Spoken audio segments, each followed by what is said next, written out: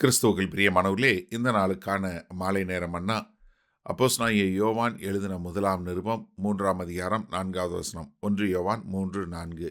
1 John 3:4. பாவம் செய்கிற எவனும் நியாயப்பிரமாணத்தை மீறுகிறான். நியாயப்பிரமாணத்தை மீறுகிறதே பாவம். என்ன பாவம் செய்கிற எவனும் என்ன பிரமாணத்தை மீறக்கூடியவனாய் இருக்கிறான். நீங்கள் பழைய ஏற்பாட்டில் 119வது சங்கீதத்தில் ஒரு காரியம் பார்க்குறோம். அதாவது பாவம் செய்கிற எவனுன்னு சொன்ன உடனே நீங்கள் என்ன நினச்சக்கூட எப்பயாவது செய்கிற பாவம் இல்லை. அதாவது எப்பொழுதும் தன்னுடைய பாவம் செய்வதையே வழக்கமாக கொண்டவன், ஹேபிச்சுவல் ப்ராக்டிஸ் சொல்லுவாங்க இல்லையா. அதாவது அவனுடைய பழக்கம், அவனுடைய தன்மையே அப்படி பாவம் செய்யக்கூடியவனாக இருக்கிறான்னா அவன் என்ன அர்த்தம்? அவன் முதலே தேவனை அறிந்து கொள்ளவில்லை என்று அர்த்தம். ஆனால் நியாயப்பிரமாணத்தை மீறுகிறவன் என்ன இதை பாவம் செய்கிறான். நீங்கள் 119 சங்கீதத்தில் 34வது வசனம் பாருங்க. எனக்கு உணர்வை தாரும், அப்பொழுது நான் உமது வேதத்தை பற்றி கொண்டு என் முழு இருதயத்தோடும் அதை கை கொள்ளுவேன். அதே மாதிரி 119 சங்கீதத்தில் 77வது வசனம். நான் பிழைத்திருக்கும்படிக்கு உமது இணக்கங்கள் எனக்கு கிடைப்பதாக உம்முடைய வேதம் என் மன மகிழ்ச்சி. என்ன ஒரு மனுஷன் தேவனுடைய வேதத்தை எப்படி தன்னுடைய மன மகிழ்ச்சியாக எடுத்துக்கொள்கிறான். 97வது வசனம் பாருங்க. அதிலே உமது வேதத்தில் நான் எவ்வளவு பிரியமாய் இருக்கிறேன், நாள் முழுவதும் அது என் தியானம். அப்போ தேவனுடைய வார்த்தையை தியானித்து தேவனுடைய வசனத்தின் மேலே பிரியமாய் இருக்கிற மனுஷன் எப்படி இருப்பான்? அந்த பிரமாணத்தை கை கொள்ளக்கூடியவனாக இருப்பான். அந்த பிரமாணத்தை மீற மாட்டான். அதனால தான் பிரமாணத்தை மீறுகிறவன் பாவம் செய்கிறான்.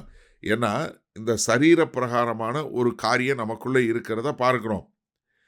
ரோமர் 7வது அதிகாரம் 12வது வசனம் பாருங்க. ஆகையால் நியாயப்பிரமாணம் பரிசுத்தம் உள்ளதுதான், கற்பனையும் பரிசுத்தமாயும் நீதியாயும் நன்மையாயும் இருக்கிறது.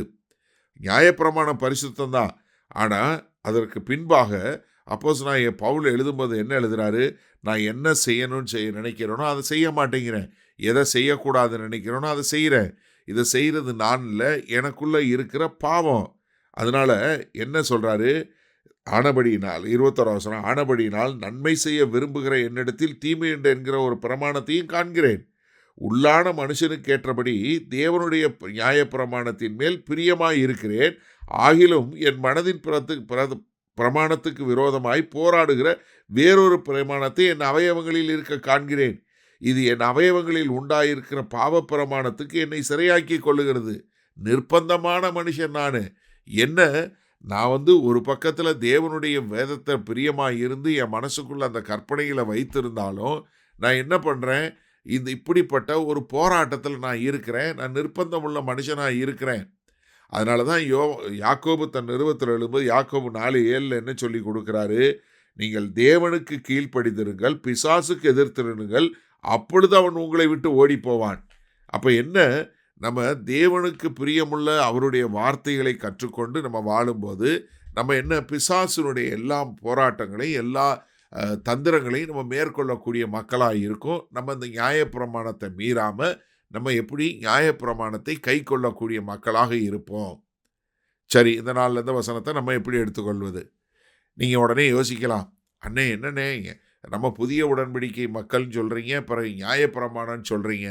நன்றாக தெரிஞ்சு கொள்ளுங்க. அது பழைய ஏற்பாடாக இருந்தாலும் சரி, புதிய ஏற்பாடாக இருந்தாலும் சரி, கர்த்தருடைய மாரல் லா என்று சொல்லக்கூடிய அந்த அறநெறி ஒன்றுமே மாறவே இல்லை. கர்த்தராகிய இயேசு கிறிஸ்து எந்த பிரமாணங்களை நிறைவேற்றினார்? சம்பிரதாயமான சடங்காச்சாரமான பழி செலுத்தக்கூடிய காரியங்களை நிறைவேற்றினார்.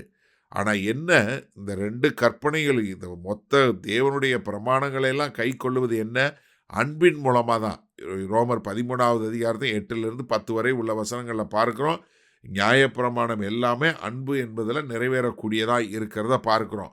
அப்போ நம்ம எந்த அளவுக்கு தேவன் பேரில் அன்பு செலுத்துகிறோமோ அதே அளவுக்கு நம்ம மற்றவர்கள் மேலே அன்பு செலுத்தும் போது பிரமாணங்கள் முழுவதையும் நம்ம கடைப்பிடிக்கக்கூடிய மக்களாக இருக்கிறோம். அதனால் அது பழைய ஏற்பாடாக இருந்தாலும் சரி, புதிய ஏற்பாடாக இருந்தாலும் சரி, தேவ அன்பை உணர்ந்தவர்களாக இருக்கும்போது நாம் இப்படி தேவனுடைய பிரமாணங்களை கை கொள்ளுகிறவராய் நம்ம நெருக்கி தள்ளப்படுவோம்.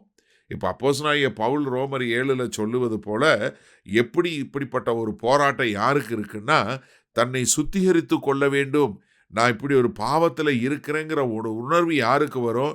ஒரு பரிசுத்தமாய் வாழ வேண்டும், தேவனுக்கு ஒரு பிரயோஜனமுள்ள பாத்திரமாய் இருக்க வேண்டும் என்று போராடுறவங்களுக்கு தான் இந்த ஒரு போராட்டம் உண்டாகுமே ஒழிய, பாவத்தையே தன்னுடைய தொழிலா வச்சிருக்கவங்களுக்கு வராது.